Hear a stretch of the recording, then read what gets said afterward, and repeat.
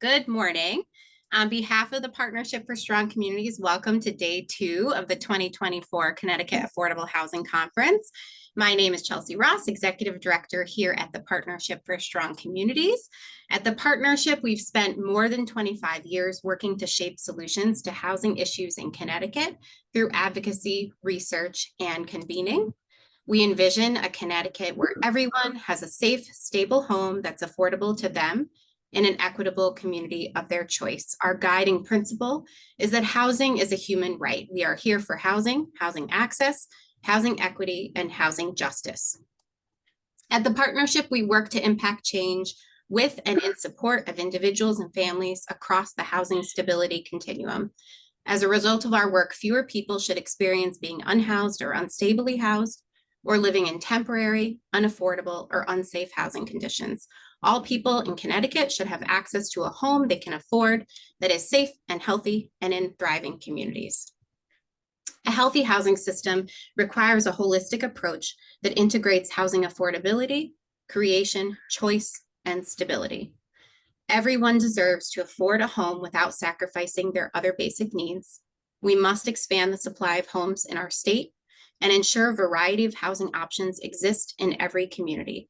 People deserve protection from instability, eviction, and homelessness. This is how we build a system that truly reflects the needs of our children, our families, and our communities.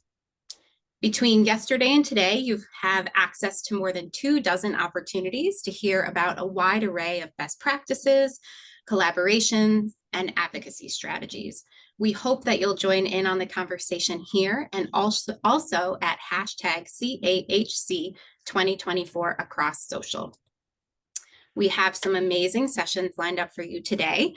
In just a minute, you'll hear from today's keynotes, Eva Rosen and Brian McCabe. More about both of them and their work in a moment.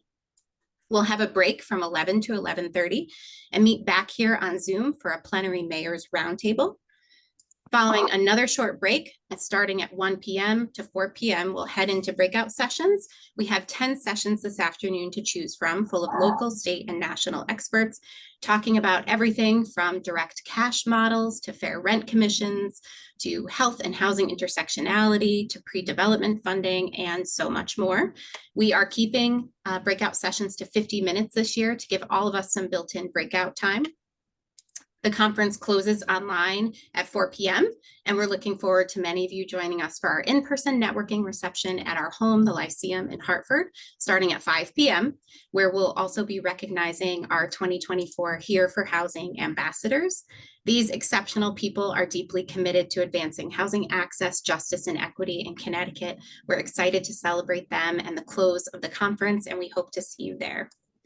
Please explore the full conference agenda and plan out a schedule that most interests you. You can see what's coming next in the lobby at any time. There's also a PDF version of the conference agenda pinned in the lobby. All sessions will be recorded and made available on our YouTube channel soon. So if you missed some or all of yesterday, or you won't be able to attend everything you're hoping to today, you'll be able to access those recordings soon. Yesterday, we had a fantastic opening keynote from Jerusalem Demsis of The Atlantic, followed by a legislative roundtable with Representatives Rojas, Cavros de Gran, Napoli, Felipe, and Senator Rahman. We also had 11 informative breakout sessions that you should put on your watch list. As always, none of this is possible without the support of our generous sponsors who make the CAHC a success and free for you to attend. Thank you to our presenting sponsor and a deeply critical partner in our work, the Connecticut Housing Finance Authority. We'd also like to thank our visionary sponsor, Wells Fargo.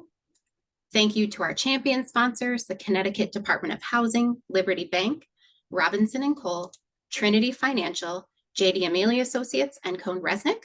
We also have some fantastic foundation sponsors, M&T Bank, Hinckley Allen, Beacon Communities, the Federal Home Loan Bank of Boston, Capital for Change, and Connecticut Investment Advisors. And thank you to all of our investors who made it possible for us to bring you more than 24 sessions across 2 days. We'll be thanking an investor sponsor at each session. Finally, thank you to all of our supporters. Each of your generous sponsors are featured and linked on our website. Head to the conference page to learn more about each of their work and how you might partner with them.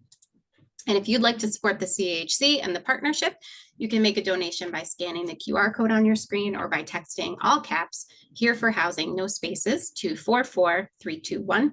And pretty exciting this year, all donations of $10 or more through the end of the month will be entered into a raffle featuring some amazing Hartford businesses, a prize basket that's valued at more than $1,000. Lastly, please take a moment to fill out our session surveys today. After each session you attend, and again at the end of the conference, you'll get a notification in the top right-hand corner of the Zoom events lobby, right above the lobby chat. It'll take about 30 seconds to complete the survey, and your feedback really does help us improve the conference in the future.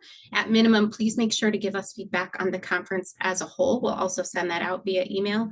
It really helps us understand what you like, what you don't like, and what you'd like to see next year. With that, it's my pleasure to introduce our keynote speakers for this morning. Brian J. McCabe is a Provost Distinguished Associate Professor of Sociology at Georgetown University. He holds an affiliated appointment as faculty member in the McCourt School of Public Policy. Professor McCabe served as the inaugural faculty director for research and scholarship at the Center for Social Justice. Through his research and scholarship, Professor McCabe seeks to understand social inequality in American cities. His research focuses on several urban policy issues, including low-income housing programs, municipal campaign finance, neighborhood change, and historic preservation. Along with Professor Jennifer Herwig at Stony Brook University, he's the co-author of a forthcoming book on Seattle's democracy voucher program. Professor McCabe is also completing a solo-authored manuscript on the Housing Choice Voucher Program. He previously served as a deputy editor at City and Community and currently sits on the editorial board of Housing Policy Debate. In 2022, he was appointed by the Biden-Harris administration to serve as a Deputy Assistant Secretary for Policy Development at the U.S. Department of Housing and Urban Development. Our co-keynote, Eva Rosen, is a Provost Distinguished Associate Professor at Georgetown University's McCourt School of Public Policy. She uses ethnography, qualitative, and mixed methods to study poverty, racial inequality, and American housing policy in the urban context. In 2022 to 2023, she was a visiting scholar at the Russell Sage Foundation in New York. Rosen received her PhD from Harvard University in sociology and social policy. She's a member of the Scholar Strategy Network. In 2018, she was recognized as one of APPAM's outstanding early career scholars and received the 40 for 40 fellowship. Her first book, The Voucher Promise, about housing insecurity and housing vouchers, was published by Princeton University Press in July of 2020 and is the winner of the Inequality, Poverty, and Mobility Outstanding Book Award from the American Sociological Association and the Paul Davidoff Book Award from the ACSP. She's currently finishing a new book called American Landlords about how landlords shape the low-end rental market.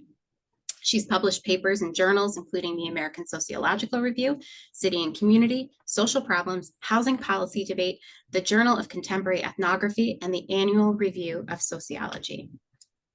Brian and Eva's co-edited volume called The Sociology of Housing, How Homes Shape Our Social Lives, was released last year with Chicago University Press. This volume solidifies the importance of housing studies within the discipline of sociology by tackling topics like racial segregation, housing instability, the supply of affordable housing, and the process of eviction. It draws on diverse methodologies, presents unique field sites and data sources, and a range of theoretical approaches to explain the relationships between contemporary housing, public policy, and key social outcomes. The team at the partnership has read and discussed their book earlier this year. Danielle has shared out a link in the resources where you can get your own copy, and we highly recommend it. As Brian and Eva are speaking, I encourage folks to put questions for them in the Q&A box at the bottom of your screen at any time. We'll take some time to work through audience questions later in the session. With that, we'll give a round of Zoom applause for Brian and Eva. Welcome. Great. Let me just go ahead and share a screen here. How do we look? You look great. Yeah, our screen works. Looking good. We see what we're supposed to. All right. Thanks, Brian. And thank you so much, Chelsea, for that wonderful introduction. You've covered my first few slides, so I can just show you some pictures and move along. So thank you all so much for coming this morning. It's wonderful to be here. We're really happy to be a part of this fantastic conference. And today, as Chelsea mentioned, we're going to talk a little bit about housing, the way in which it shapes not just our lives, but our social lives in particular. And in order to do so, we're going to focus on the book that Chelsea mentioned. It's an edited volume that Brian and I published last year. And the book covers a whole range of different topics. We're going to focus today a little bit on the question of housing affordability, some of the tools we have to address it, and bring up some of the chapters and some of the insights from the book that that highlight how the book addresses, or could help us to think about at least, challenges in the current housing market. So this book has, can you go back one slide, Brian? Thank you so much. This book has contributions from dozens of different sociologists, highlighting all kinds of different housing issues, exploring really how housing shapes our lives. And there's been a lot of work on housing in other kinds of fields. You might be familiar with the ways in which economists or architects or all kinds of, or even politicians, right, talk about housing. But Brian and I are both sociologists. We also engage with policy, and we think that sociology brings a unique perspective. So 4 of the themes that we'll talk about today that really come up and are threaded throughout this book are housing inequality on the one hand, probably something that's of great interest to folks in this room, housing insecurity and instability. So you might think about evictions or doubling up, right? Families that live together in the same house. Also housing markets and housing supply. And then finally, housing and racial segregation. And this is the book that that Chelsea mentioned. You get a little photo of it here. A lot of my previous work is on housing vouchers, which I know is something you guys have been focusing on over the past year. And so I will talk a little bit about housing vouchers in just a moment as one of the big tools that we have to think about and address housing affordability. And as Chelsea mentioned, some of my other work is focused on landlords in the American context and how landlords really shape the low-end housing market for tenants, and how we can think about their role also from a policy context. Brian has focused on the consequences of home ownership. So as Chelsea mentioned, his first book was really about home ownership and community life. Here's a nice picture of it. And as she mentioned, he's currently working on a book called The Voucher Lottery. So that's something that we'll talk about in a moment when we talk about housing vouchers. I'll give you just a brief plan for the book so you know what's to come. So we're going to talk, Brian's going to talk a little bit about the current housing crisis, including the interlocking challenges of affordability, evictions, homelessness, and rental assistance programs. Then I'll jump in and dive into talking a little bit more about the Housing Choice Voucher Program, really just as one solution. And then we'll bring in some key themes from the edited volume to give you a little bit of a glimpse of how the book thinks through some of these challenges. And with that, I will turn it over to Brian. Great, thanks, Eva. So for the first part of our talk, we'll focus here on the housing crisis and really, as Eva said, the crisis of affordability and those interlocking pieces. I want to start by backing up and just asking folks to think a little bit about what we mean when we talk about housing affordability. So as social scientists, as policymakers, as planners, the figure that we use is 30%, right? When a family can afford their monthly housing costs without spending more than 30% of their income to live there, we consider that to be affordable housing. And so that's a shorthand that has a long history in housing policy circles, but it's really the metric that we're using. And the reason that 30% is so important is sort of this graphic tries to demonstrate is that we're really interested in understanding how much people have left to spend on everything else that they need, their transportation, their clothing, nutritious food, medical care. And the idea behind the 30% number is that if folks spend more than 30% of their income on housing, they have less to spend on other things that they need for their day-to-day life. And even I have sort of interrogated this number, and we're happy to talk a little bit more in the Q&A session about maybe where this comes from, some of the challenges of this as a metric metric for measuring affordability, but that's the baseline number that we use in policy circles to think about whether somebody's housing is affordable. As I'm sure folks on this call know, we're deeply in this affordable housing crisis. When a family pays more than 30% of their income on housing each month, we refer to them as cost burdened. And when they pay more than 50% of their income on housing each month, we refer to them as severely cost burdened. And so something that we've been observing over the last couple of years, the last couple of decades really, is a growing share of families that are cost burdened and a growing share of families that are severely cost burdened. So this is data from a couple of years ago that just breaks down the share of cost burdened and severely cost burdened families across the income spectrum. Extremely low income families are those earning less than 30% of the AMI in their communities, the area median income. You can think of those as the poorest families in a community. Very low income families earn 50% or less of the AMI. And low-income families earn 80% or less of the AMI. So you can see across the income spectrum, and especially among extremely low income and very low income, really high percentage of households are cost burdened, right? Among the poorest families in America, about 86%, almost 9 out of 10 families spend at least 30% of their income on housing. And among those extremely poor families, almost 3/4 of them spend about half of their income on housing. Among the very low income group, you can see remains high among cost burdened households, and the share of severely cost burdened households declines. So this is a really important piece to sort of set the context of what's going on in the United States right now, why it is that housing, I think, has emerged as such an important issue, and not just for the poorest families in America, but also for many middle income families as well, right? We see that almost a quarter of all middle income families are cost burdened because they pay more than 30% of their income on housing. We're interested in, as sociologists, how this varies across different kinds of groups, right? And as we think about policy solutions, as we think about the reasons for the affordable housing crisis, we're interested in some of the demographic difference across groups.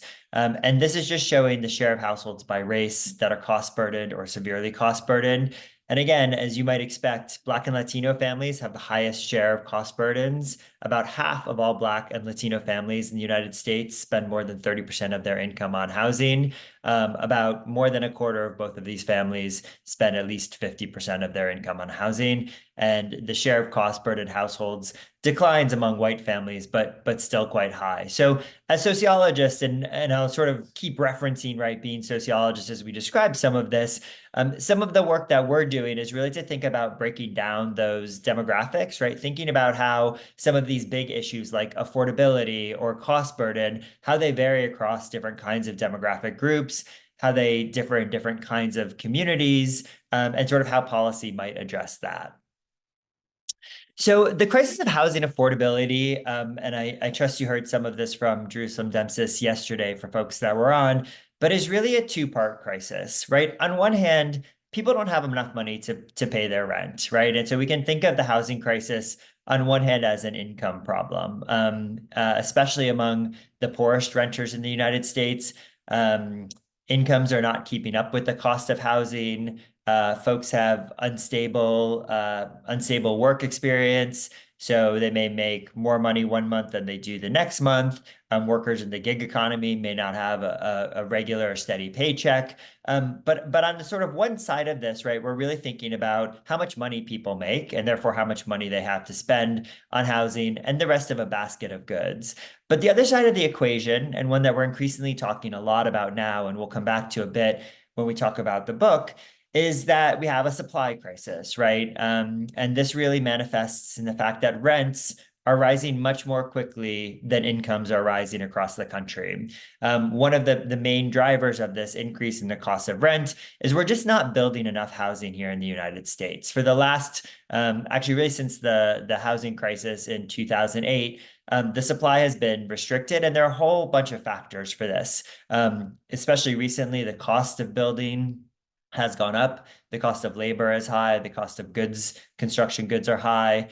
As you heard yesterday, discussions around NIMBYism, around local land use patterns that restrict supply. So as we think about sort of how we get out of the affordable housing crisis, really important to think both about the income side of this, how do we make sure that people have enough money to pay their rent, but also the supply side of this. How do we make sure that there's enough housing for people to rent, and that where there's an abundant supply of housing, those rents should go down and become more affordable. We put up here a map from the National Low-Income Housing Coalition from their GAP report. And this is a sort of commonly used map that just shows the number of affordable homes for low-income renters, extremely low-income renters, state by state. And what it shows is like quite a bit of variation across the country, right? In California, in Oregon, Nevada, there's a real supply shortage. In some states, Kentucky and West Virginia, it's a little bit looser. And you can see in Connecticut, sort of falls right in the middle, about 40 rental homes affordable for every 100 extremely low income renters. So we're showing quite a bit of variation here in affordability across the country. Now, I want to turn our attention to eviction a little bit and talk about eviction specifically in Connecticut, and then to homelessness and talk about homelessness specifically in Connecticut. And this is important to do because these are sort of real manifestations of how the housing crisis, the crisis of affordable housing, is really hitting communities and individuals across the country. Most eviction filings in the United States are for non-payment of rent, right? When folks don't have enough money to pay their rent every month, landlords file for an eviction against them. Eva and I did quite a bit of research here in Washington, D.C., and we found that about 93% of all eviction filings were because folks weren't able to pay their rent. A central piece of this is that eviction, not only the process of being evicted, but just being filed against, has really severe impacts on the health and well-being of people, on their financial stability, and their opportunities to get housing throughout their community. An eviction filing often follows a household. Landlords will be less likely to rent to a household who has the experience of an eviction. And so it's a really consequential event in the lives of renters. There are a number of drivers of eviction. One is income volatility among low-income renters, right? Without a steady paycheck, there are months where low-income renters don't have the money to pay their rent. As I noted before, rents are rising faster than incomes are rising. And so when we have this calculus of income divided by rent, folks don't have enough money to pay. There's a lack of rental assistance programs, and we're going to spend quite a bit of time today talking about the voucher program. But the sort of short story of it is that there's just not enough vouchers for everybody that needs rental assistance, and there's not enough affordable housing in communities. We also, in our work, frame this as a racial justice issue. In many places, especially in a place like Washington, D.C., where we've done research, evictions are really concentrated in poor neighborhoods, and poor neighborhoods with a large Black population. We found that in Washington, D.C., about 1 out of every 4 renters in the poorest neighborhoods in DC experienced an eviction filing in a given year. So it's a really common event in the lives of poor renters in the city, and something that comes out of the affordability crisis. When we look at Connecticut, I just wanted to share a little bit about some of the statistics from Connecticut, and some of this probably not surprising to folks on this call, but in Connecticut, there are about 55 evictions filed every day. It's slightly below the national average. These filings impact about 19,400 Connecticut families each year. Some of those families experience multiple filings. So Eva and I have done work on what we call serial filings. And a serial filing is when one family gets an eviction filing against them multiple times in a single year. And in this case, right, within the sort of data in Connecticut, there are families who 2, 3, 4 times a year get an eviction filed against them. The filing rate in Connecticut is about 4%. So 4% of all renters in the state have an eviction filed against them in a given year. It's slightly below the national average. And these the eviction filing rates are highest in Hartford County, Fairfield County, and New Haven County. Hartford County, perhaps unsurprisingly, accounts for about 1/3 of all the eviction filings in the state. So the other piece of this that comes out of housing instability, and we'll again talk about some of these themes from the book as well, is the crisis of homelessness and how it is that homelessness is hitting communities across the country. These high housing costs and a lack of affordable housing are really the key drivers of homelessness. Each year, the Department of Housing and Urban Development publishes a worst case needs report. Worst case needs identifies very low income families who do not have access to rental assistance and live in what we call the worst case housing situations, typically because they pay at least 50% of their income towards rent, or they live in dangerous housing conditions. And today in America, about 8.5 million households are categorized as worst case needs, right? Low income households without rental assistance, right? Living in either cost burden or living in this dangerous housing. HUD also does a homelessness assessment every year. And this year, the highest on record number of people experiencing homelessness in a given night, about 600, a little over 600,000 people across the country experiencing homelessness on a given night. In Connecticut, we can sort of zoom in and look at what's going on specifically in Connecticut. And so from HUD's annual homelessness assessment report, the agency finds that about 3,100 people in Connecticut are experiencing homelessness on any given night. It's a significant increase from the previous couple of years, but within Connecticut, actually a significant decline in the long term. Over the last 13 years or so, the number of people experiencing homelessness in Connecticut was down by about 30%, so a really significant reduction in the state, while nationally the number was up by about 3%. And so as we sort of think about the sociology of housing in the book, one of the arguments that we're going to put forward is to really think about how community and place and geographic location and jurisdiction matter. And this is a really good example of a place where in Connecticut, homelessness is down, even though across the country, homelessness is slightly up. In Connecticut, the population experiencing homelessness was primarily sheltered homelessness. About 70% of the population was sheltered. This contrasts with a place like California, right, where about only a quarter of the population that's homeless is sheltered. And it is significantly different than the sort of national average, where about half of the population experiencing homelessness is sheltered. In Connecticut, about a third of the population experiencing homelessness was part of a family unit. The remaining 2/3 were individuals. And only about 4% of people were chronically homeless. So again, a smaller share than it is across the country. So probably worth thinking about some of the things going on in the state that make that experience of homelessness different than the national experience. And finally, I want to sort of lead into the next part for Eva by just sharing a little bit about rental assistance programs. So the most important thing that we can do to solve the crisis of affordable housing, to counteract homelessness, to ensure that families lower their risk of eviction, is to expand rental assistance programs. The federal government has a lot of tools to provide people assistance with paying their rent. There's public housing programs. There are place-based subsidies, which subsidize builders or developers to build affordable housing units. And there are tenant-based subsidies like the ones we're going to talk about today. Local governments and state governments have other sets of programs that include inclusionary zoning programs and production subsidies through things like the Housing Production Trust Fund. So it's a space where we actually have quite a bit of tools, right? Quite a number of tools to solve the housing crisis. The real challenge is that most families that are eligible for rental assistance, for any kind of rental assistance, can't get access to it, right? These programs are not entitlement programs. So unlike, say, nutritional assistance through the SNAP program or healthcare resources through Medicaid, right? Folks can't access these programs because they're not entitlements. And in fact, across the country, only about 1 out of 4 income eligible households gets any access to federal rental assistance. So with that, let me turn it over to Eva to talk a little bit more about the Housing Choice Voucher Program. Thanks so much, Brian. And I'm glad that you mentioned that sort of whole toolkit of different kinds of housing assistance and housing production tools that we have, because our work tends to focus very much on the Housing Choice Voucher Program, and that's what we're going to talk about a little bit more today. But we do have, of course, a whole range of tools. That being said, one of the reasons that I think you and I focus so much on the Housing Voucher Program is that it is such a flexible tool to address this question of housing affordability, as well as these really urgent issues around homelessness and eviction.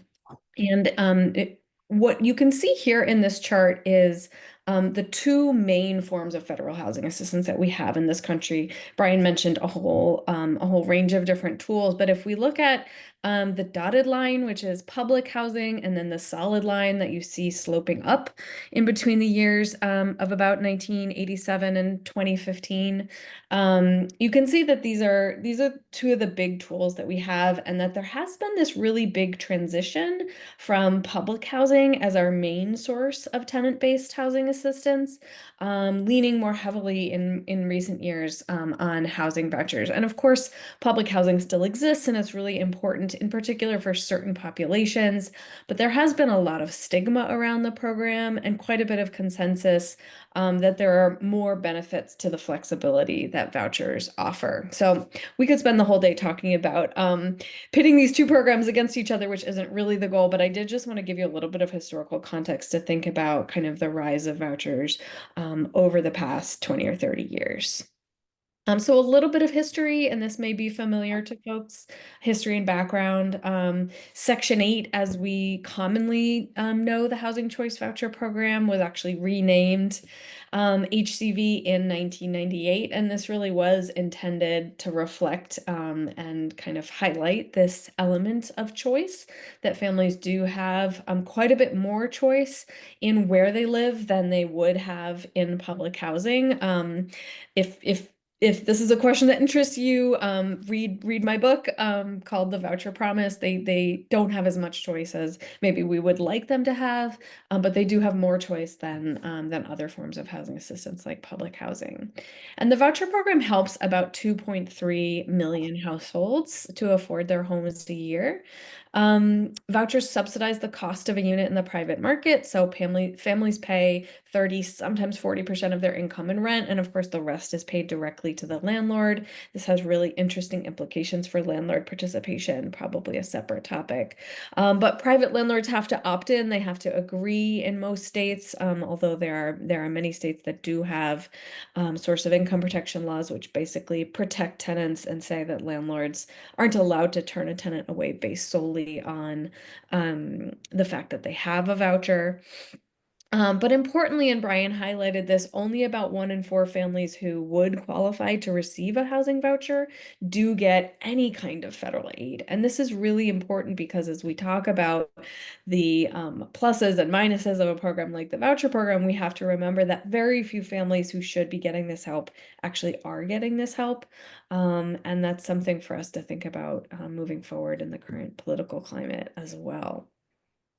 One important thing to think about and to understand with housing vouchers is that they really do involve what we call a 3-party contract. It's called a HAP contract between tenants, landlords, and the local housing authority. And this does make the leasing process a little bit more complicated than it would otherwise be. But what is important here is that there is both federal oversight, they're federally funded, but they're administered much more locally by around 2,000 public housing authorities across the country. And then that landlord piece, again, is really important because if we want the program to be successful, we do have to take seriously the fact that there's this third actor in the equation who, whether or not they're abiding by the law, may have a lot of say in whether or not they end up accepting a voucher tenant. Now, in Connecticut, the Housing Choice Voucher Program subsidizes about 41,000 households. That's about 90,000 individuals. And the typical participant in Connecticut waited a little over 2 years for their voucher.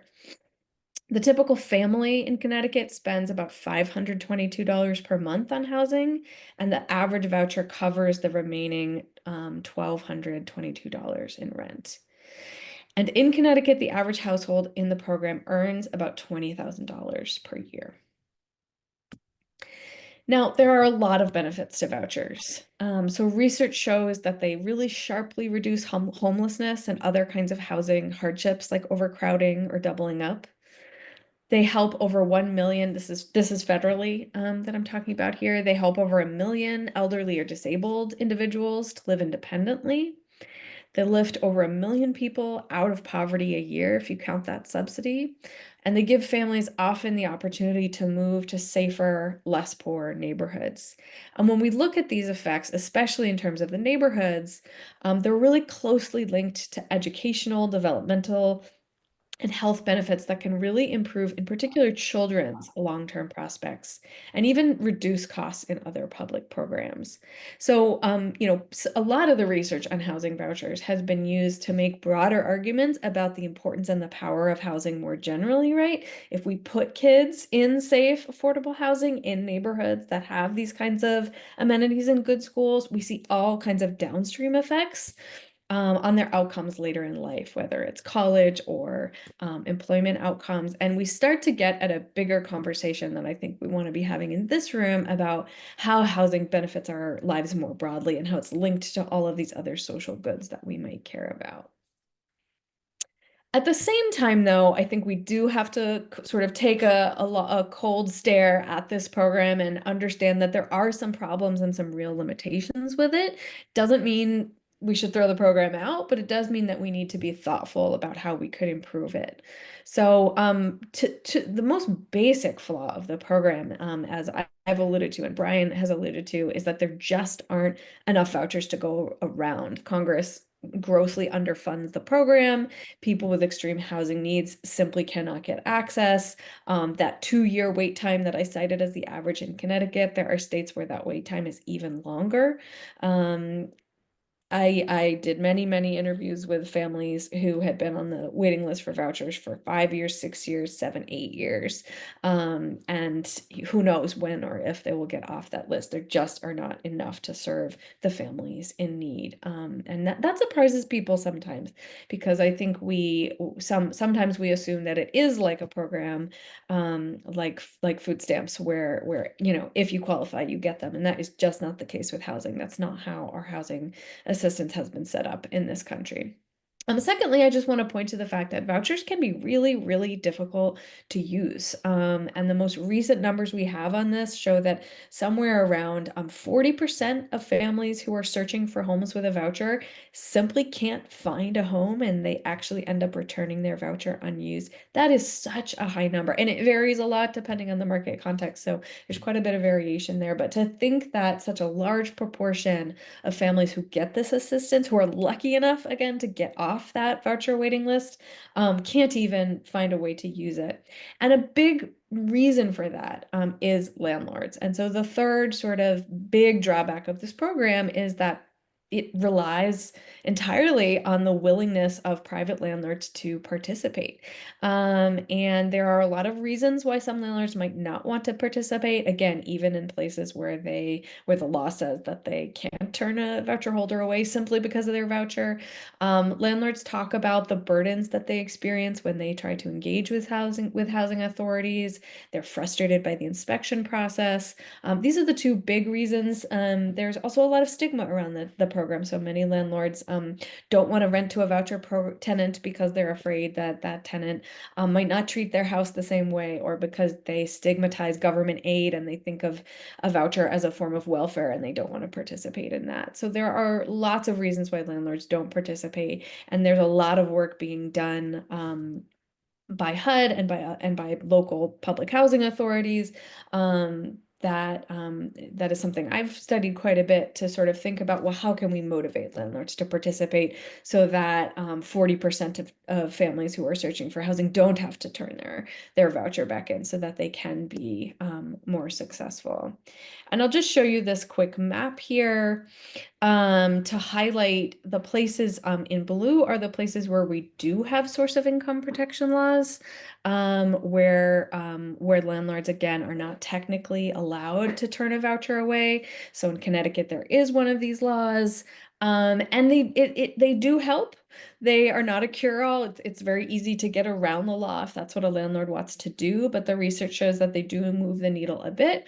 Unfortunately, only about a third of voucher holders live in a place where they're covered by one of these SOI laws, source of income protection laws, where the landlord is not legally supposed to be discriminating against them. So thinking about what kinds of policies could improve the voucher holder. I think when I think about this, and when Brian thinks about this, we very much don't want to throw the baby out with the bathwater, right? Vouchers do tremendous work to keep people stably housed. And the first thing that we could do, although I'm guessing it's not likely to happen anytime soon at this point, is to really expand the program so that everyone who needs a voucher could access a voucher. We also think about tenant side interventions. So getting tenants access to counseling to help figure out where they could actually move with their voucher, what kinds of neighborhoods they could use their voucher in, how to talk to a landlord about what a voucher is. Things like security deposit assistance or transportation assistance to make that search process go more smoothly. We also talk a lot about landlord side interventions. So expanding these laws that I showed you on the previous map to make these legal protections a little bit more widespread, or something called small area fair market rents, which basically incentivizes landlords in neighborhoods that are more affluent to participate in the program by allowing the amount of money that tenants can spend in those neighborhoods to be a little bit higher to actually more accurately match how much it costs to rent in a more affluent neighborhood, the kind of neighborhood that might have lower crime or higher performing schools.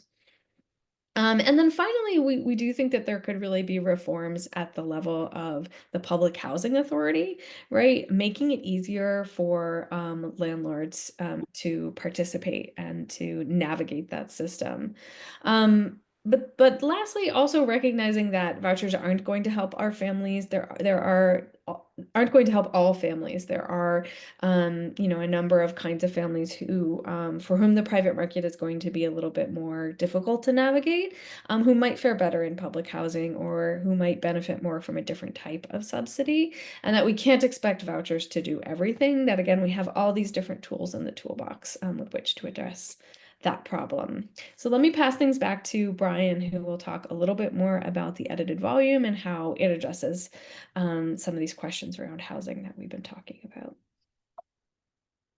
Great. Thanks, Eva. So I'm excited to get to put this back in the context of the work that we've done. And in particular, I just want to sort of call out all of the contributors to the book. If you open up the volume, there's probably a good 45 different sociologists who contributed to this volume, often writing co-authored articles. So I wanted to say just a little bit about how the volume came together, and then I'll walk through what some of the sort of key lessons that Eva and I took away from doing the volume. So this idea came about out of an idea that Eva mentioned at the start of this presentation, which is that a lot of the work being done on housing, both in academic communities and the kind of work that influences policy, we thought was often being done by folks who weren't sociologists, right? Who were economists and who were planners or who were political scientists. And we noticed as we looked at our colleagues and we looked at our discipline, that sociologists were doing really interesting work in this space. We have an interesting set of methodologies, right? We do quantitative work with administrative data. We're ethnographers who go into communities. We do interview-based work. We do comparative work, comparing one place to another. We do historical work, looking at how things evolved. And so we realized that sort of sociologists had something really interesting to say about what was going on around housing. And we held a conference at Georgetown where we both work, inviting sociologists to come in. And out of that, the edited volume emerged. Some of the chapters I just wanted to kind of highlight as we think about the diversity of what's in this volume. We have a chapter in here on Airbnbs and the way that Airbnbs are reshaping housing markets. And particularly in this case, reshaping really small city housing markets. I imagine it's depending on sort of where one is within the state of Connecticut, right? Airbnbs may be a concern about restricting supply or taking existing units off of the housing market. And it's a sort of new phenomenon to study. A second chapter in here is about audit studies. Audit studies are a way that we have historically studied discrimination. We use paired testers. So for example, if you wanted to study racial discrimination on the housing market, you may take a white tester and a black tester and send them out to see if the black and the white tester are treated differently on the housing market. And if you do that kind of over and over and over again, you have an audit study. But today, where technology is shaping the way that we search for housing, audit studies may be less effective. And so one of the chapters in the book looks at kind of the future of audit studies to study discrimination. And almost everything we know about housing discrimination historically comes from these audit studies, but we're in a moment where we need to think about that differently.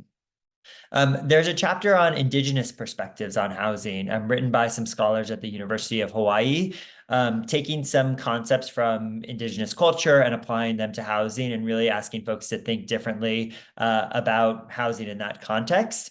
And there's a chapter on housing and the housing challenges of folks who were previously incarcerated and thinking about how the experience of being incarcerated impacts their future housing outcomes and their search for housing, where they can search, things like that. So just to sort of, before I go into our big lessons, I just wanted to highlight some of the variety that's in the book to really show the diversity of work that sociologists are doing. So as we think about the book, and as Eva said at the top, it's divided up into 4 different sections. And what I'm going to share right now is really about lessons that we can draw from across the sections, right? So I'll highlight some of the specific work, but really about kind of what is it across the book that we take away. So the first lesson is that housing is a driver of inequality. Often I think in our public discourse, we think of housing as actually a driver of equality, right? When we think about the home ownership narrative, right? If we can get people into home ownership, it's a way for people to build wealth, right? To sort of level the playing field a little bit. And that's certainly true in some parts of housing. But I think housing is also a driver of inequality in a lot of ways as well. So the opening chapter of the book is actually about home ownership and the promise of building wealth through home ownership. It's by a sociologist at the University of Albany. And she argues, right, that homeownership remains a really important wealth building tool. But these racial gaps in home ownership, differences between Black families and white families in their rate of home ownership, actually is driving patterns of wealth accumulation, right? So white families are homeowners at rates that are 25, 30% higher than Black families on average. And the result of this is that homeownership is actually continuing to drive the racial wealth gap, right? A really important thing that we're talking about in policy. So in this way, right, housing and the push towards homeownership and the gap in homeownership between Black and white families is actually a big driver of the racial wealth gap in the United States. There's a second chapter in the first section by Peter Rosenblatt, and he's interested in public housing, and particularly public housing in Baltimore. And what he argues in the chapter is that the placement of public housing when it was first built reinforced patterns of racial segregation and neighborhood inequality, right? Public housing was often sited and built in neighborhoods that were poor, concentrated in African-American neighborhoods. And so this drove, right, where people could live, right, where families that were living in public housing could live. And it has long-term downstream consequences, right? When we think about where public housing was built initially, it's a driver of inequality today. So that's the first sort of big lesson of this, is I think to think about housing as a driver of inequality. The second big lesson that we took away from the book was that the housing crisis has created new forms of housing instability, right? We talk a lot about evictions, and it's driven initially by Matt Desmond's work, Evicted, which I'm sure folks on this call have read. And then that has spurred lots and lots of eviction research, and it's been really powerful and really important. You have the Eviction Lab at Princeton University. You have researchers across communities and cities doing reports like the one that Eva and I did on eviction in their communities. So that book really brought kind of the crisis of eviction to the forefront. But I think what our edited volume does is to say, actually, eviction's not the only manifestation of housing instability, right? It's a really, really important one, but there are other ways that we're seeing housing instability hit. So there's a chapter by a sociologist named Esther Sullivan, and she writes about manufactured housing, right, or mobile homes. We often think of these as kind of maybe they're starter homes, but they're a source of stable, affordable housing. But what Esther does in her work is she shows that there's a disconnect between owning the home, but not owning the land on which, right, the mobile home sits, right? And so there's actually insecurity in land tenure. And she does research in a couple different mobile home communities where actually the owners of the park where the homes are selling the park. And actually these homes are much less mobile than we think they are. It's a bit of a misnomer to call them mobile homes, right? They can't be up and moved. So this actually creates a form of instability that Esther exposes in a lot of her work. And I should say, there's chapters in the book by a lot of these sociologists. If there's something that kind of interests you more, a lot of them have also written books on this. Esther has a book that's about mobile home communities. So that's one way that we see sort of new forms of housing instability emerging. A second is by sociologists Hope Harvey and Kristen Perkins. And they do work on doubling up, right? So when a household is facing an eviction or when they have trouble paying their rent, often they'll move in with friends and family, right? Maybe for a couple months, maybe long term. And as sociologists, Harvey and Perkins were really interested in sort of the consequences of those doubled up families, right? How it is that it shapes social relationships, both for the hosts, right? People that are hosting people in their homes, and for the guests that are moving in, right? How do people talk about splitting the finances? What does it do to family relationships? How do people help to provide childcare, right? And so there are sort of pluses and minuses that we think it sort of takes a sociologist to go in and really talk to and understand the experiences of those families that are experiencing this kind of housing instability. Two other lessons on housing instability. One comes from a sociologist who was researching Detroit, and Claire Herbert. And Claire was looking at people that were squatting, right? Different modes of squatting, reasons that people were going into abandoned houses and sort of living in those houses, right? In a community like Detroit, which, especially when she was doing her research, there was quite a large abandoned housing stock. And in her chapter, Claire goes through a bunch of different reasons that people are squatting, right? So for example, some people are doing it as a lifestyle, right? Kind of countercultural. But a lot of people that she spoke with were doing it because they couldn't afford a home on the private market, right? And so squatting became, taking over abandoned houses became a form of survival in a world of deep housing insecurity. And then finally, we do have a chapter on evictions, but it does something that's really interesting and I think important for this group, which is it looks at the way that local rules and local laws and local institutions shape the process of eviction, right? So sometimes we'll talk about sort of eviction kind of across the United States. What does it look like? But there are different rates of eviction in different places. The laws around when somebody can be evicted differ place to place.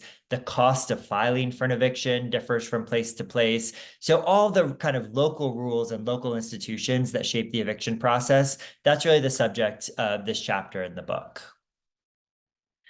Our third lesson, and this is one kind of deeply sociological, is that inequality and instability are shaped by neighborhood context, right? There are lots of different kinds of communities across the country, some affluent, some poor, some that are declining, and some that are rising. And we really need to pay attention to the kinds of neighborhood, the context of a neighborhood, to understand how inequality and instability are shaped by them. So in the chapter that I mentioned on Airbnb, it was a really exciting chapter for Eva and I to read because it's about a city, it's about Boise, Idaho. And as sociologists, we tend to think about a very similar set of places quite often. There's a lot of work, a lot of research on New York and Chicago and Los Angeles. There's a lot less research on some of these smaller housing markets. But Boise is a really fast growing small city. It grew especially quickly, right, during the pandemic. And so this chapter is really about how it is that Airbnb has shaped this really small housing market.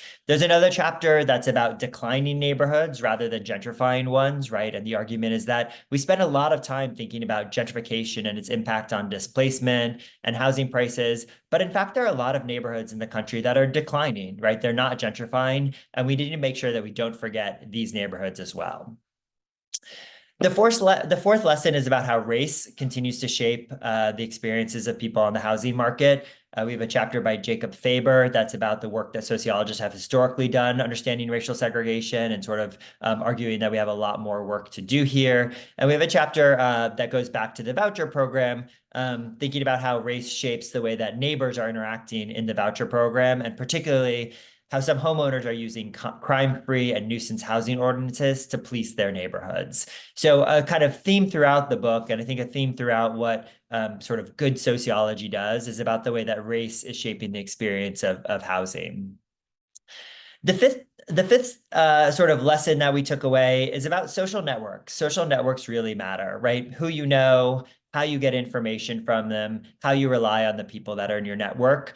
One of the chapters in the book looks at how it is that people rely on their friends and family in the search for housing, and particularly how voucher holders who are looking for affordable housing lean on their friends and family to find access to information. But because our networks, right, our social networks tend to be very segregated, they tend to be people who have a similar income that we do, maybe they're racially segregated, work in similar places, how drawing on our social network actually may perpetuate patterns of racial segregation in neighborhoods. So a really interesting relationship between our networks and these kind of much bigger patterns of segregation that we see in cities.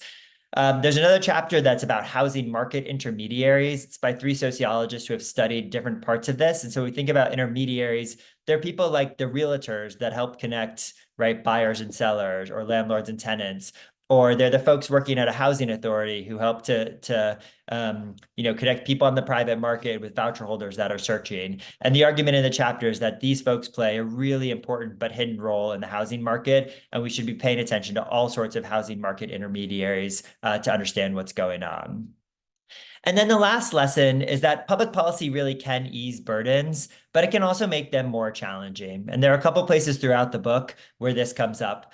One is the chapter that I mentioned on criminal backgrounds and the challenges of renting housing for folks that have previously been incarcerated.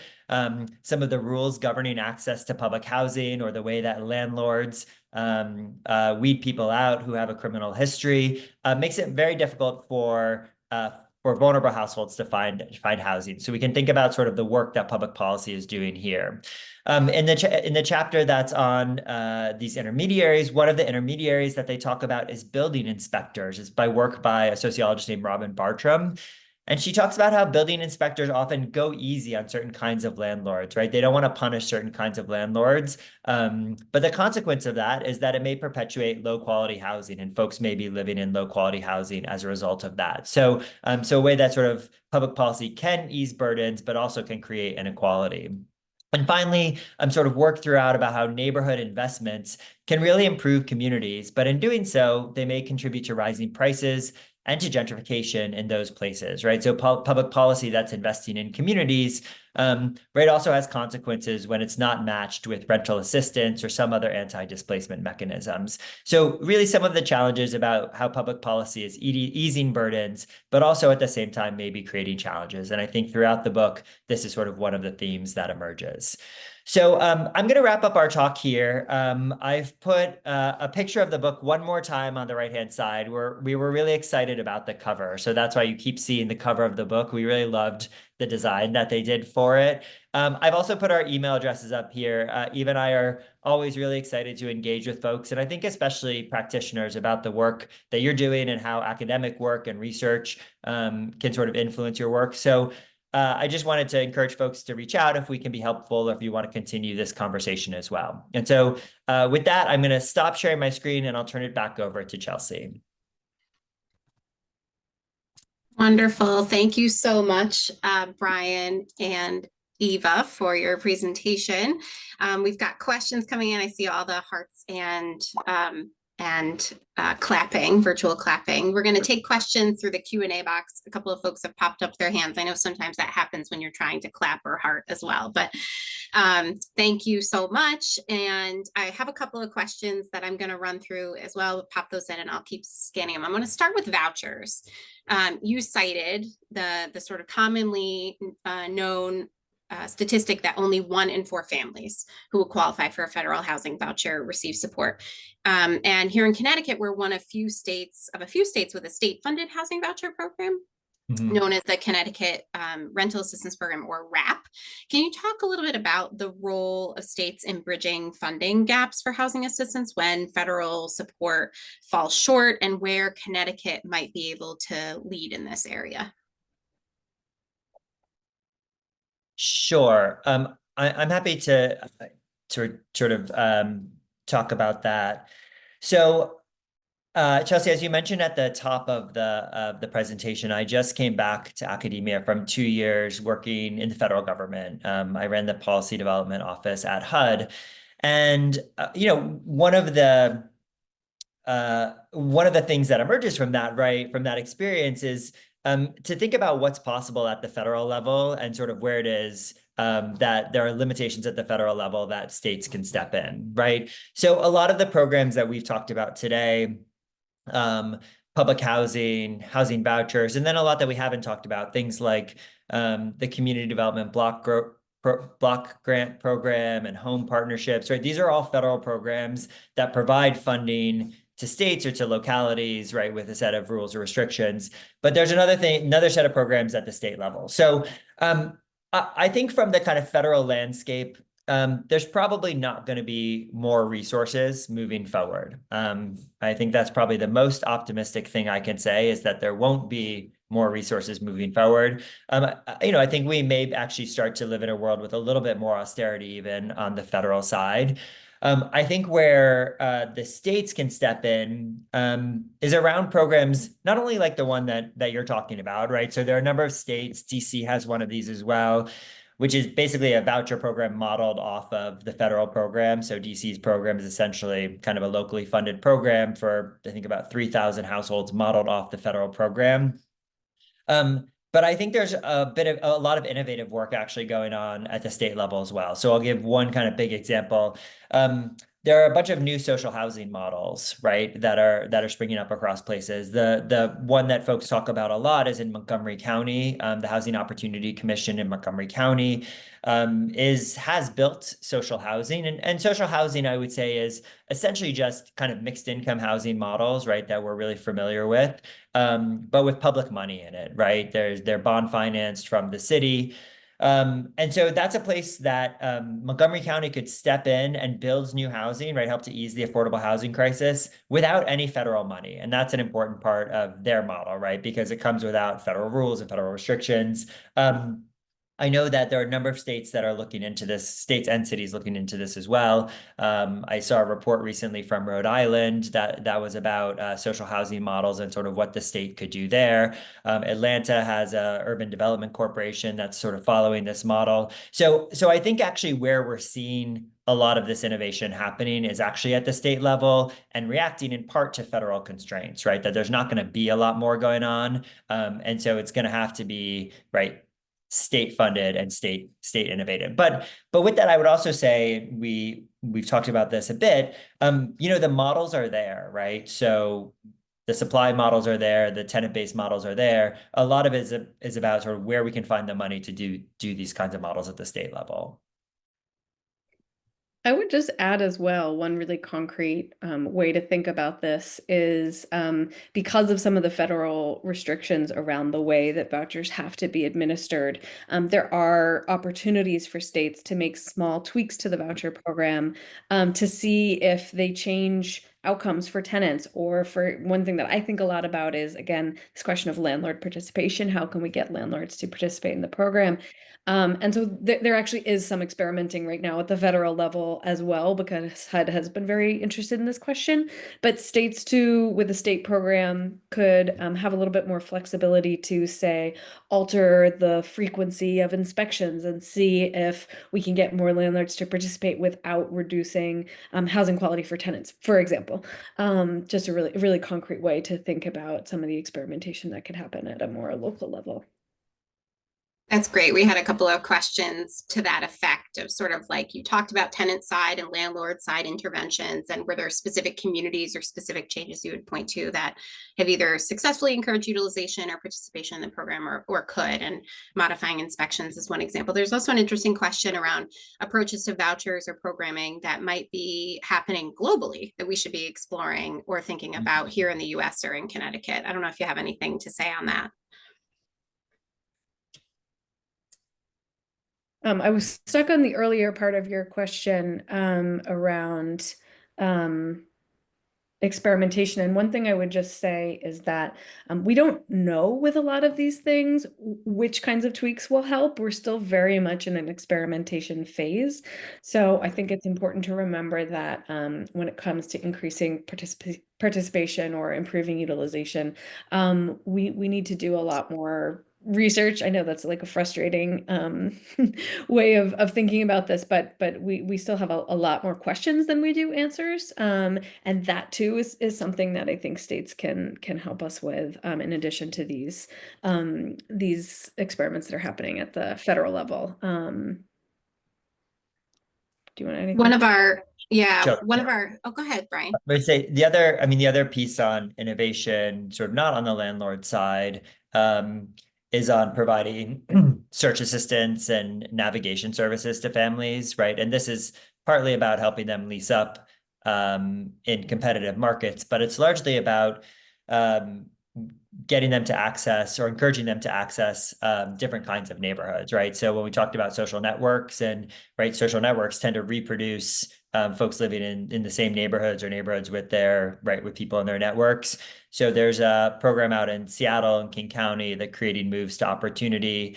And there's a big HUD demonstration called the Community Choice Demonstration. And really, those are both about kind of asking what happens when you give families that are searching with a voucher, when you give them search navigation tools, right? When you give them people to work with to help them look into neighborhoods or explore different kinds of neighborhoods or serve as a reference for a landlord or even some financial assistance, right? And asking whether or not families make a different set of choices when they're supported in a different way. And so I think, that's something the CMTO in Seattle and then Community Choices HUD funded, but that's also a place where I think, state resources could be put into that kind of work as well, right? So the federal government is providing the voucher, but I could imagine the state or local partners putting in the money that's required for search navigation services or housing counselors or things like that.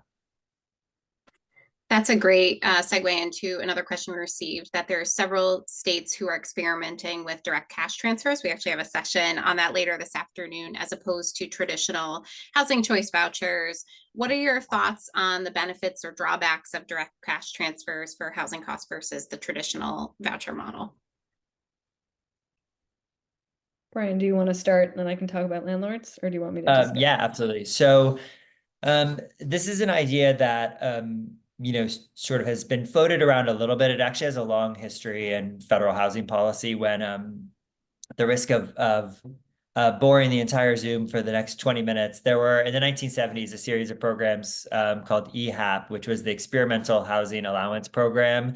And it predated the Housing Choice Voucher Program, but it tested a bunch of different models about how we could essentially provide tenant-based assistance, including giving money directly to households. And then more recently, this sort of reemerged out of conversations around basic income, guaranteed basic income, right? So during the pandemic, quite a few places ran pilot programs that were basic income programs, right? That provided 1,000 families with $1,000 a month for a year and did evaluations of them. And right, it's certainly no surprise that families that have additional cash, right, experience better outcomes, and that by and large, that cash was first spent on housing before it was spent on other things. So the idea sort of emerged out of that maybe direct rental assistance could be a way to solve some of the challenges of the voucher program. One of the big challenges that Eva mentioned in her part of the talk was about families that are going out on the housing market and they're searching for 3 months or 4 months or 5 or 6 months, and they're not able to find a landlord that's willing to rent to them, or they're not able to find a housing unit. And so the question around direct rental assistance, and I think it's a really important and kind of open-ended question. We don't have a lot of data right now about whether this would work better or this would work differently, or it might help certain kinds of households, right, that are struggling in the voucher program. It really is a place where kind of good randomized control trials would be really useful. There's one program that's up and running in Philadelphia, the Philadelphia Housing Plus program, and they're basically running a model where they've selected tenants off of the Housing Choice Voucher waitlist, and some of them get access to direct cash assistance, and some of them get access to a voucher. And if you sort of follow those families over time, right, we can see whether number one, they're living in different kinds of neighborhoods, right? Are they choosing to live in different kinds of places? Two, is there any change in their housing quality? So one of the things that HUD is particularly concerned about is making sure that housing quality doesn't decline. The voucher program has been very good, even though the inspection process is burdensome, right? It ensures that there's a baseline level of housing that folks are living in. And then, the third one is really about search times, right? Can you find housing more quickly when you don't have the stigma of renting with a voucher, when you're just out there sort of with cash? So that's some of the sort of thinking about it, I think, on the HUD side, but I'll turn it over to Eva. I think there's a lot to think about on the landlord side too. Yeah, what I would say is that when we compare direct cash transfer programs to HCV, and there's an argument for not comparing them directly because they actually have, besides the direct cash issue, there are often a number of other differences. In particular, direct cash transfer programs are often temporary, right? They last for 1 year, or 2 years, or 5 years, maybe more, but they're not permanent in the way that a voucher is permanent as long as the family continues to qualify. And the other big difference, of course, and this is by design, is that when a family receives cash, they can, of course, use it for things other than rent unless the program stipulates that they have to use it for rent. And so in my work with landlords in 4 different cities, we've interviewed about 160 landlords across these 4 cities.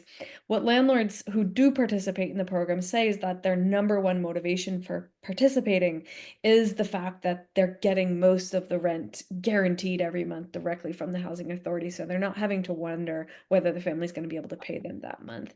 And so when we compare these 2 programs, we worry a little bit. As Brian said, we have to do the research, we have to see what the outcomes are, but we might hypothesize that it might be harder to attract landlords to participate in a direct cash transfer program if we're talking about the same population of very poor tenants who have other competing demands on their income, right? And so there may be a month in which their car breaks down or they have a medical need. And that is actually part of the point of a direct cash transfer program, is that families would have that flexibility to make a decision about where that money goes. But if we lose participating landlords in the process, then we may have a problem.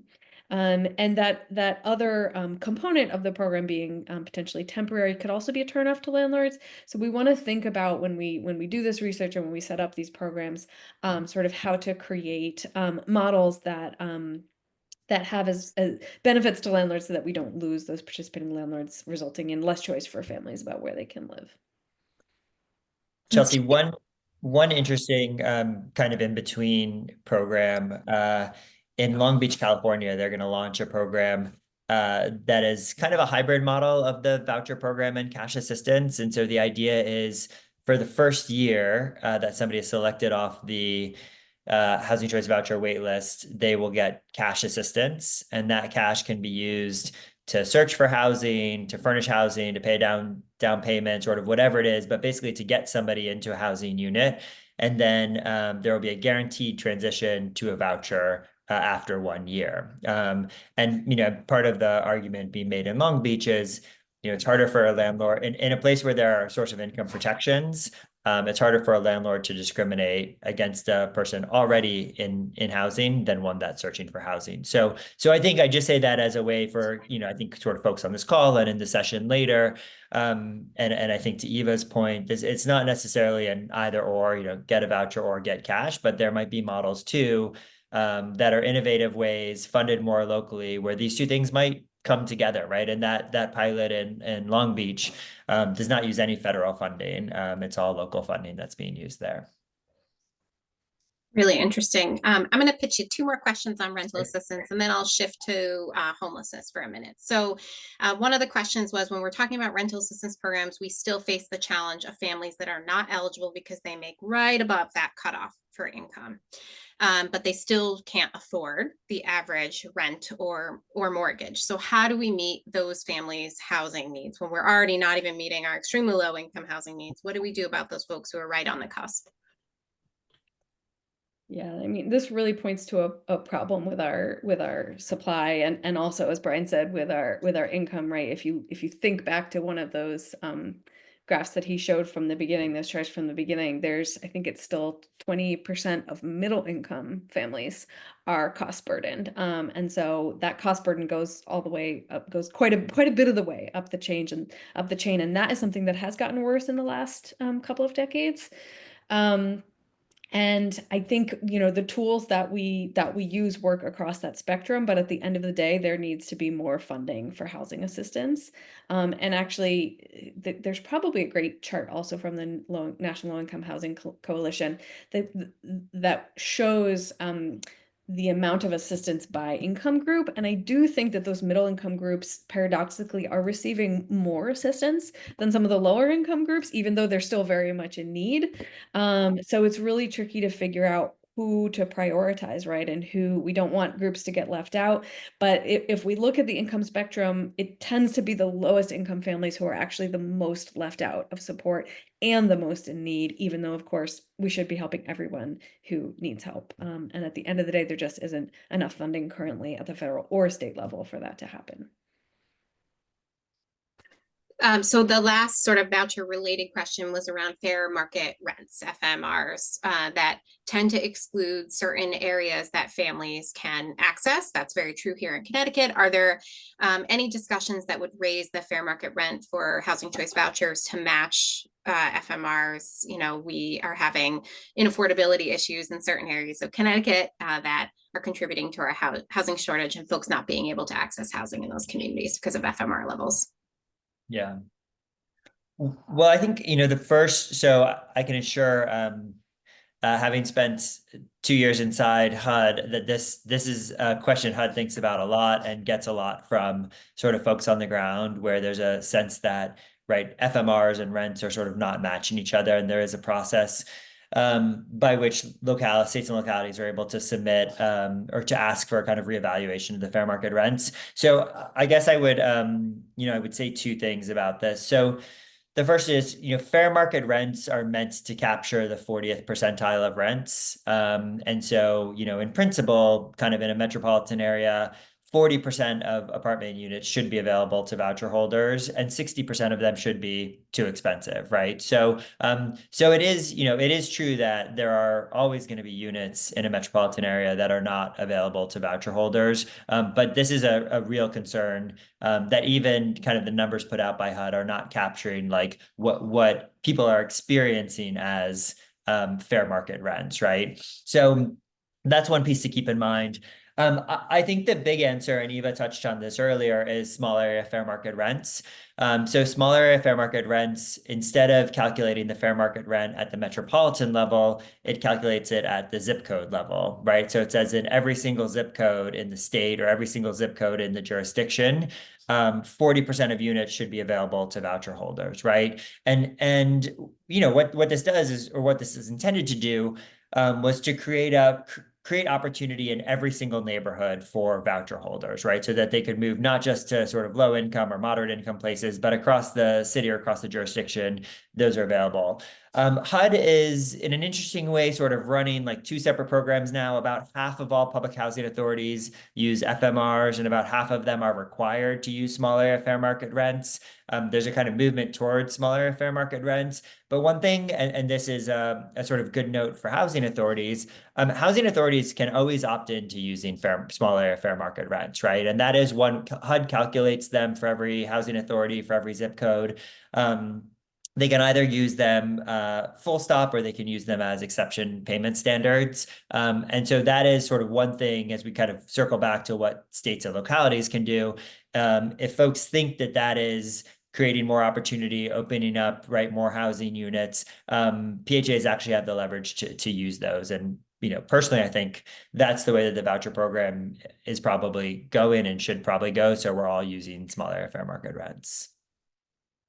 Thanks, Brian. So shifting to homelessness, you had said, or someone submitted a very long comment that I'm going to read the whole thing on. So it's noteworthy that data shows a 30% decrease in homelessness from 2010 to 2023. However, most service providers, particularly in the greater Hartford region here, report a concerning trend that the number of Connecticut residents experiencing homelessness in 2023 increased by 14% compared to the previous year.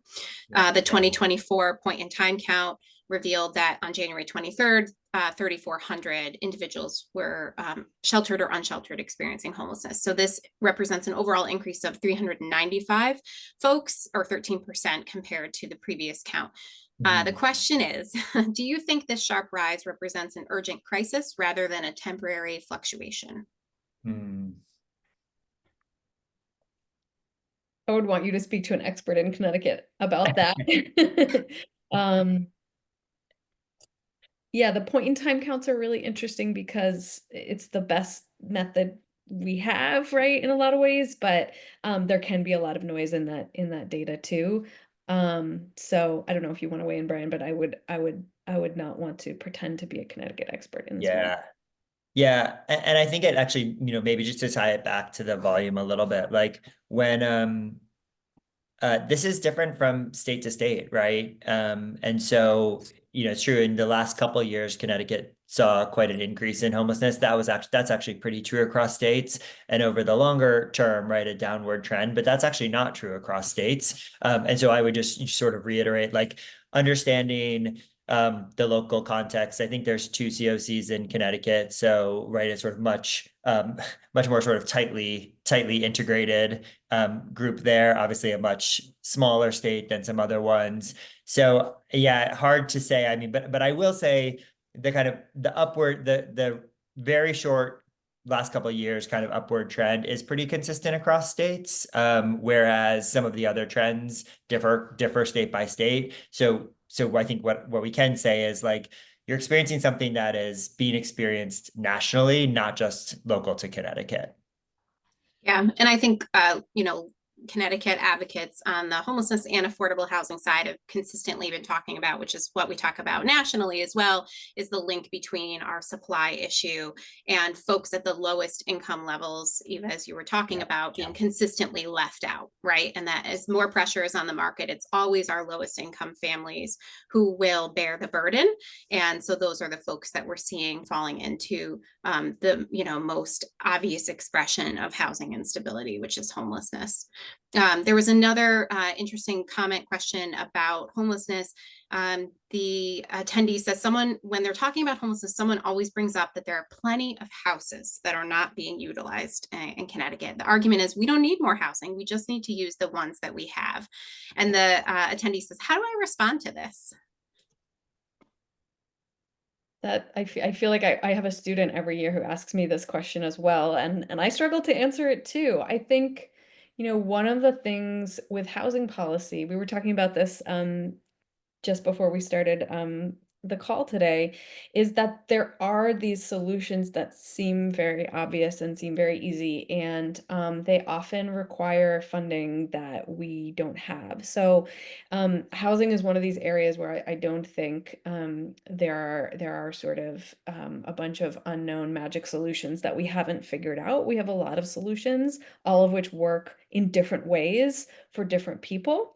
And we don't have enough money to implement them all. So there are a lot of local jurisdictions that have experimented with sort of giving people keys to homes that might be available, or giving them hotel rooms, right, that are unoccupied at any given time. And the question there is, what kind of supports do families need to do well in situations like that, to make use of that home, to what kind of money do we need to make sure that those homes are in good quality and safe for families? And then how can families best sort of leverage that stable housing for whatever period of time they're offered it, to sort of launch themselves into maybe a stable career path. And all of that requires support. It requires money. It requires caseworkers. It requires all kinds of supports that are just expensive, and we just don't put enough money aside to support people in that way. So yeah, that's a really cool and interesting solution. It also requires political will, is the other thing. So just because we have an empty home doesn't mean we have a politician willing to put that funding to use to get a family into that home and to make sure it's safe for them. And actually, I will point you to Claire Herbert's chapter on squatting in Detroit, because that's a place where there is all of this, right, and all of these empty homes, and you have families who come in and just claim those homes and make use of them for themselves without any sort of government support. And that's a place to read about what kinds of strategies and solutions people are relying on, and what benefits there are to that, but also what drawbacks there may be for folks. And I think this is another great place where like sort of putting the sociologist in the ear of the policymaker. A lot of the solutions that we talk about are about physical shelter, right? So we talk a lot about reusing downtown commercial space, right? Or buildings that are just vacant that could be, or hotels that are vacant, right? And a big part of this is, even when we talked about clearing homeless encampments in DC, for example, which happened in the last couple of years, and folks were shelter resistant, right?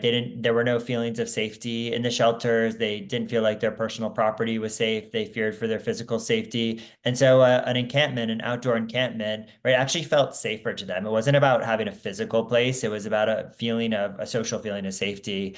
In the encampments, there were communities, right? People they knew their neighbors, they knew the people that they were living with, right? In the same way that a lot of us know our neighbors and we feel secure with the people that we're living with. And so it wasn't enough to find, 20 families that were living in an encampment, 20 apartment units where there was a roof over their head, right? That's just a physical solution to the problem, to the challenges. It was about really understanding the social situation of them, why it was that they didn't feel safe in certain kinds of spaces, how they had built community in these kinds of spaces, and how their housing had to reflect, dare I go back to the beginning, but how their housing shapes their social lives, right? That it wasn't enough to put them in a sort of commercial space that was unused downtown if it wasn't somewhere where they felt physically safe and had their community as well. So that's the sort of like sociological twist, I think, to offer to a lot of the kind of physical questions about housing. That's great. Our next plenary session is on transforming underutilized commercial spaces and land in municipalities. So folks can tune into that. And Eva, I'm going to rewatch your portion about explaining that question, because it's a question that I get from my kids at the dinner table, right? From the mouth of babes. Our kids are like, but there's places for people to live, and there's people who need a place to live. And that's in some ways an oversimplification, and in other ways, absolutely not an oversimplification. It's the reality of what we have. So we are running desperately low on time. I have so many more questions, and there's more in the chat. I'm going to ask one sort of a combined question about how social movements, including community organizing and resident-led initiatives, play in transforming policy. We had a question from another person who asked how those with lived experience join decision-making tables to positively impact policy and practices. Can you talk a little bit about that? Sure, and I think this is going to be especially relevant in the next 4 years. I think really this is going to be more at the local level.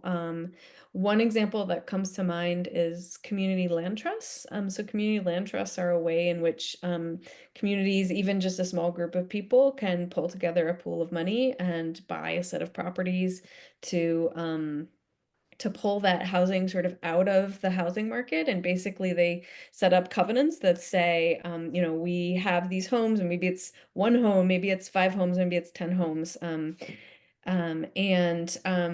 set up these covenants so that those homes are always going to be sold at below market value to sort of keep the land and the home from accruing so much value that people can't afford to live there. This is just one very small example of a way in which folks can come together to organize to create housing. But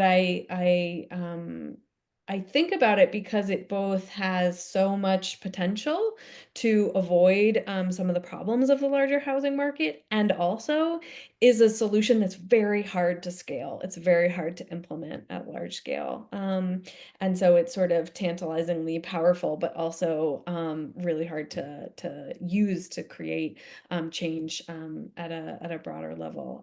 But that's one example that comes to mind. There's one of the bigger community land trusts exists in Boston, in the Boston area. When I lived in Baltimore, there was a very small community land trust that was just being created. But sort of that's one very small example. Brian, I don't know if you have an example of bigger ways in which people come together.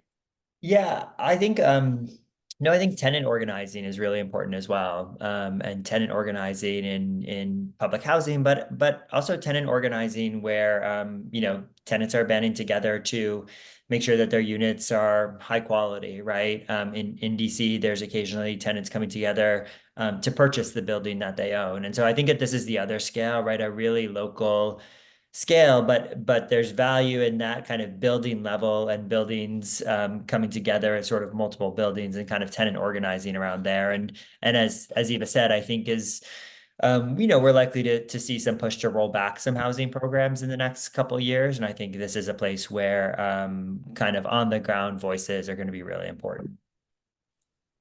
So we have, I think, about 60 seconds left. So I'm going to ask you a really complex joint or combined question that you'll have to try to answer quickly. Which chapter was the most impactful for you in your book? What wasn't included that you would like to have included or will include in a future book? And what's your top takeaway you want all of us listening in on today to take away here in Connecticut? All right. Okay, I can do my three really quickly. One chapter I'm really excited about is the chapter on Indigenous housing perspectives. I think that it's really overlooked. It's really important. At HUD, we did a lot of work too in Native American communities, and I think that this sort of all gets a little bit short shrift in housing policy work. So I think that's a really important chapter for understanding kind of the experience of housing outside of some of our communities. So that would be my go-to. What's missing? I would say actually back to your previous question, a chapter about social movements. We didn't have a chapter about social movements, and I think there's a long history of tenant organizing and community movements, and I think that's a big piece that we'll want to pay attention to moving forward. And my takeaway is that I think economists have a lot of voice in public policy, but thanks to people like Eva, who are sociologists working in public policy schools, I think more and more economists are realizing that sociologists have interesting things to say. And so my takeaway would be every time you read something by an economist, you should find something and read it by a sociologist. I love that. Eva, same question. Awesome. Well, I'm seeing that it's 11 o'clock, so I'll try to be very brief. There is a chapter about lead paint in urban areas that I really like quite a lot. And when we think about sort of the ways in which our housing shapes inequality in a very durable way, lead paint comes to mind immediately as an example. And it's very linked to one of the main takeaways of the book for me, which is that housing policy is this area where there's a lot of hope. There's a lot of ways in which our policies could, I think, improve housing outcomes for people. But we also need to be really aware of the ways historically and currently in which policy has made things worse and has worsened racial inequality, in particular in this country. And so when we design new policies, that we're really, really careful that we don't make the problems we have worse. So will leave you with that thought. Wonderful. Thank you both for sharing your knowledge, your passion, your time, your talent with us today. And we hope to see you in Connecticut. Thank you for all you do. And you've built my reading list through your talk. So thank you, folks. We'll take a short lunch break now. We'll meet back online at 11:30 for that mayor's roundtable that I talked about, and we'll see you soon. Thank you, everyone.